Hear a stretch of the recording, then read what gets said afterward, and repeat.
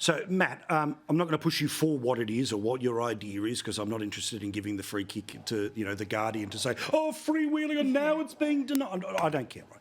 But how important is it that people in and around who want to see some votes change here don't just rely on people being peed off with the government. They've got to see that there's another option than the government. Well, you're absolutely right, Paul. And look, I was out door knocking this afternoon in Nerang with our LNP state candidate Bianca Stone and Heather. I met a lady called Heather, and she can't find a place to live. She's having to stay with a friend right now. There simply isn't enough homes in Australia. Freya's exactly right. The reason there isn't enough homes is that this government has lost control of our borders. They came into office with the job of opening up after COVID. They just opened the floodgates, and we've now had 2 million people turn up in 2 years in gross terms, 1 million people in net terms. That rate of migration is more than double what we presided over when we were in government. I'm not including the COVID years, obviously taking those out, just the non-COVID years that we were in government. About 225,000 people a year would come in net terms. It's now around 500,000 for the last 2 years. It's ridiculous. And now Anthony Albanese is saying, I'm going to reduce it. I'm going to reduce it down to 250,000, which is still 25,000 more than average. Peter Dutton's saying, let's take it below 200,000. Let's get back. Let's catch up a bit.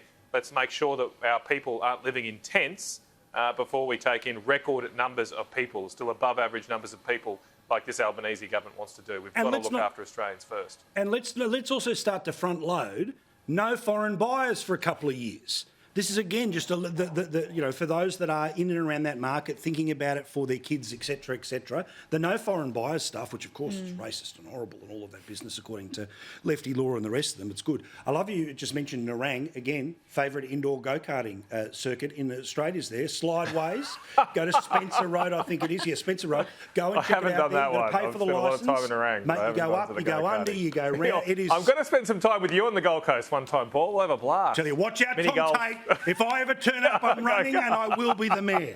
All right? There's no question, all right? They'll call me a blow-in, but in my heart, it never leaves. No, mate, this is your spiritual home. Your spiritual home is here. Bloody oath, could somebody tell my missus? Somebody tell my missus. All right. Otherwise, divorce straight away. Anyway, now, joke, darling. Now, let's talk here about the supermarkets, because, Freya, I think the government got a little bit of a rhetorical win here, because we saw it today. The Prime Minister basically trying to pretend, supermarkets and groceries is the reason why interest rates are so high. Garbage. I've already listed the basket of goods that actually go in to all of that. And last time I checked, Coles and Woolies not involved in housing, not involved in transport, not involved in insurance, let alone, of course, tobacco, which the government is involved in. And they keep putting up the taxes. But whatever, all right?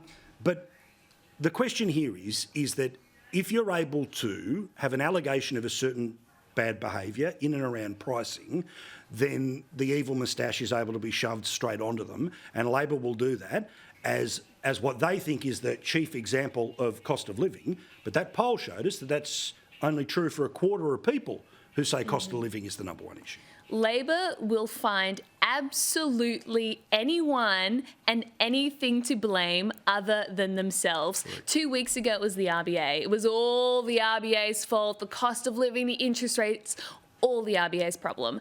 Now they've managed to find another scapegoat, the supermarkets. Now, don't get me wrong, some of the discounting stuff they're doing looks pretty dodgy, and it's not fair. They should be brought to justice. But come on, it is just searching for scapegoats. But it gets even more ridiculous than that. The New South Wales Treasurer, Daniel Mookhey, has also tried to blame Donald Trump's re-election on the state of the New South Wales economy. Yes.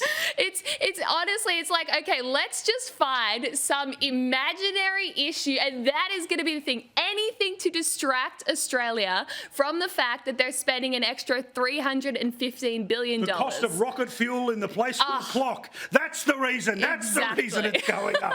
All right. Now, again, Matt, I remember we had a conversation, not after the last budget, but actually one of the first that Chalmers put in place. And there were all of these extra little sort of road issues in and around transport, extra taxes that were going to be placed on primary producers to have to pay for the inspection of things. Now, again, I'm not defending companies that pretend to have discounts but are not actual discounts, right? They're behaving like a jeweller from sort of 20, 30 years ago. We all remember those stupid sales, or the Persian rug joint that's going out of business for 7 years. But let's be honest here. This government has done things to add to the cost of everything in the supermarket, including the cost of the energy to produce all of the things in the supermarket. Well, just do a check on that. That's an excellent point, Paul. You can check that for yourself when you go through and look at what are the things that have gone up most in value in the supermarket aisle. The number one, the one I see that blows my mind all the time is cheese. Cheese has become so much more expensive. Just a standard block of cheese is up by well over 20%, according to the ABS. I think it's more than that sometimes. And so why is things like cheese gone up so much? Yogurt's gone up, dairy goods have gone up, bread's gone up.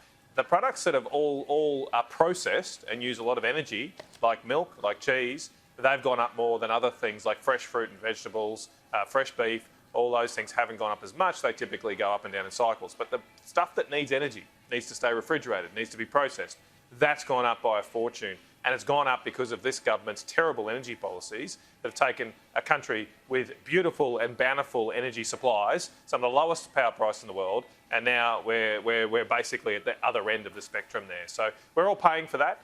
And obviously the Prime Minister's looking for a life-saving raft here because of that. I'm not excusing Woolies and Coles either, but they're obviously not scared of what the Labor Party's doing. They're continuing to act like this despite the threats of a mandatory code of conduct, which is a wet lettuce form of regulation. I do think we need tougher competition laws, real competition laws, like what Peter Dutton and us are proposing to introduce divestiture powers here like the rest of the world has. I think we then get a change of behaviour from the major supermarkets.